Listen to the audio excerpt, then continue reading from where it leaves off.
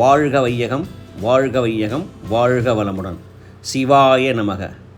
இன்று நாம் காண இருப்பது திருமந்திரத்தின் 2ஆம் பாடல். போற்றிசைத்து இன்னுயிர் மன்னும் புனிதனை நாற்றிசைக்கும் நல்ல மாதுக்கு நாதனை மேற்றிசைக்குள் தென் திசைக்கொரு வேந்தனாம் மேற்றிசைக்குள் தென் திசைக்கொரு வேந்தனாம் கூட்டுடைத்தானை யான் கூறுகின்றேனே, கூட்டுதைத்தானே யான் கூறுகின்றேனே. ஓகே. போற்றிசைத்து இன்னுயிர் மன்னும் புனிதனை.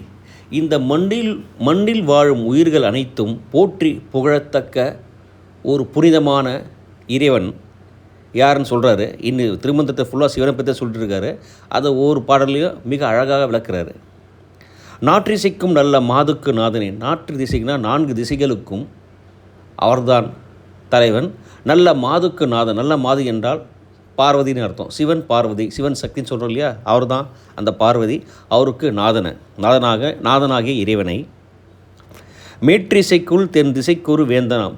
இங்கே நம்ம எல்லாம் பார்த்துருப்போம், திசைகள் சொன்னாலும் 8 திக்கு 8 திசைன்னு சொல்லுவாங்க. ஆனால் திருமூலரின் திருமந்திரத்தில் மட்டும்தான் திசைகளை 10 திசைன்னு குறிக்கிறாரு. என்னென்னா கிழக்கு, மேற்கு, வடக்கு, தெற்கு 4 நமக்கு தெரிஞ்சது. அதுக்கப்புறம் தென்மேற்கு, தென்கிழக்கு, வடமேற்கு, வடகிழக்கு 8. கூட 2 சேர்த்துக்குங்க, மேல் கீழ், அதாவது வானம் பூமி 2 சேர்த்தா 10 வந்துடும். ஸோ இந்த 10 திசையை தான் திருமந்திரத்தை ஃபுல்லாகவே பார்த்தீங்கன்னா 10 திசை பற்றி சொல்லியிருப்பார். இந்த திசையில் குறிப்பாக அவர் என்ன சொல்கிறாருன்னா, தென் திசைக்கு ஒரு வேந்தனாம், தெற்கு திசைக்கு ஒரு வேந்தன் என்று சொல்கிறார் இந்த இறைவனை. அதுதான் நீங்கள் பார்த்துருப்பீங்க திருவாசகத்தில், தென்னாடுடைய சிவனே போற்றி எந்நாட்டவர்க்கு விரைவாக போற்றின்னு சொல்லுவாங்க. சிவனை தென்னாடுடைய சிவனே போற்றின்றாங்க. அதை தான் இவர் சொல்கிறார். திசைக்கு ஒரு வேந்தனாம், தென் திசைக்கு ஒரு வேந்தனம் என்றார், தெற்கு திசைக்கு ஒரு வேந்தன் அப்படின்னு சொல்கிறாரு. கூற்றுதைத்தானே யான் கூறுகின்றேனே.